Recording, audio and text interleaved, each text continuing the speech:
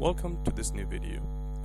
Today we're going to learn how to install the accelerated version of the AS2C benchmarks that we generated some time ago. These are accelerated System C benchmarks that are mapped onto a configurable SoC. This is a programmable Fpga board from Terasic.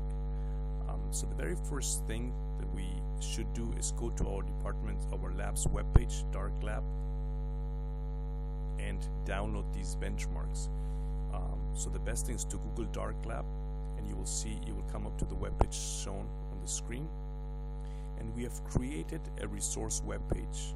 So on the main page, if you scroll down, you'll see a resource webpage tab, and these contains different projects and open source tools that we have created. So this is the original AS2C benchmarks, and these are the accelerated ones.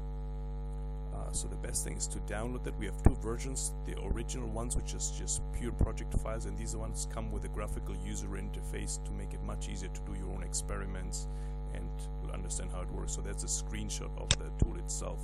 So the first thing is to save that file, download it, and obviously the next thing is to purchase a D-1 Soc board. You can see it on the screen there. So the best thing is to go to Google Terasic D-1 Soc,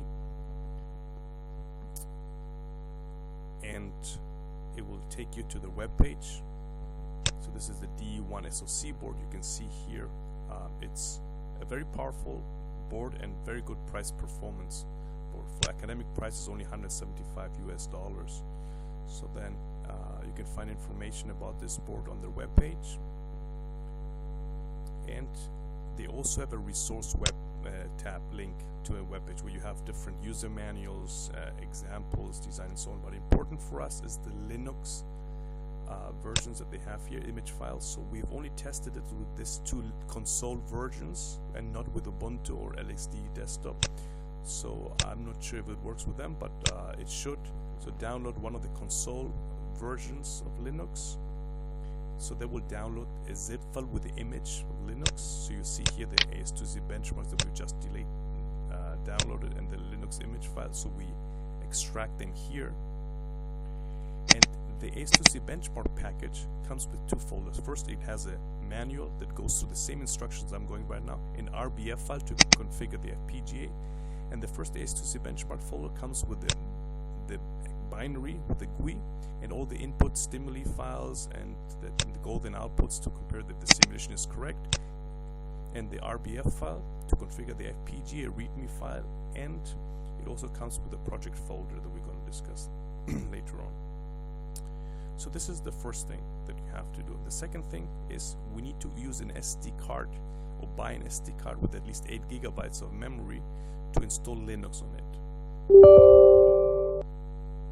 So we use Win32 Disk Imager to install the image, to copy the image file onto the SD card. We insert the SD card, and we go to we unzip first of all the Linux image file that we have downloaded from the Terasic web page.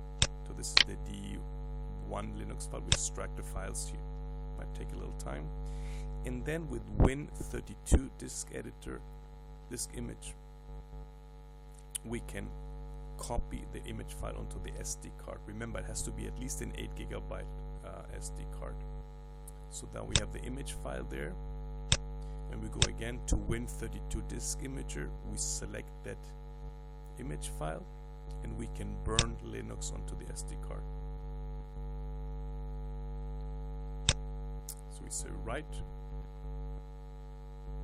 and it's now writing Linux on the SD card.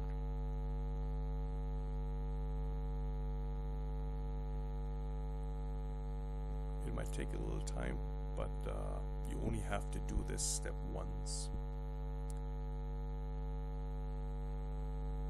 Now in the meantime, if we go back to the AS2CBench GUI folder, you will see that it has two folders. One is the AS2C benchmark files. These are the out-of-the-box files to make a system work. And it also has a project folder. This project folder contains the queued project files in case that you want to modify the graphical user interface. is the Qt project, creator project, and also the quarters project in case that you want to modify the benchmarks or add your own benchmarks and some other designs onto the system. So these are the two folders that comes with the AS2CBench package. By default, 10 of the AS2CBench have been mapped in parallel on the Fpga board. Not all the 13 cases because of the limited space of the reconfigurable fabric. And the important file is the RBF file, also included in our project.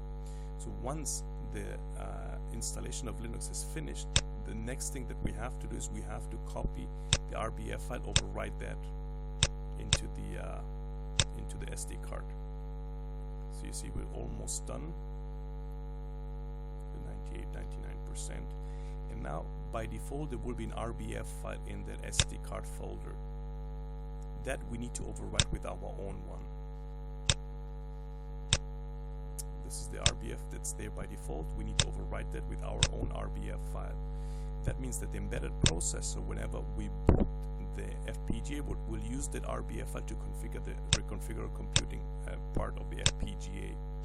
So we move that here, we replace that file, and now every time the Fpga boots, it's gonna load our RBF file. So we're gonna reconfigure the Fpga with our own designs. So we can close that now, and the next step is obviously to install the SD card onto the Fpga board, connect the VGA card to the monitor, and this is the configuration that you will have. So this is the DE board with the VGA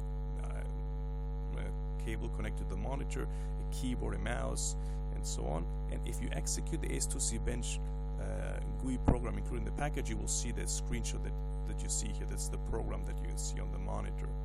If you zoom in to that, you will see that it comes with a list of all the benchmarks mapped onto the Fpga, and by default it uses some default input files.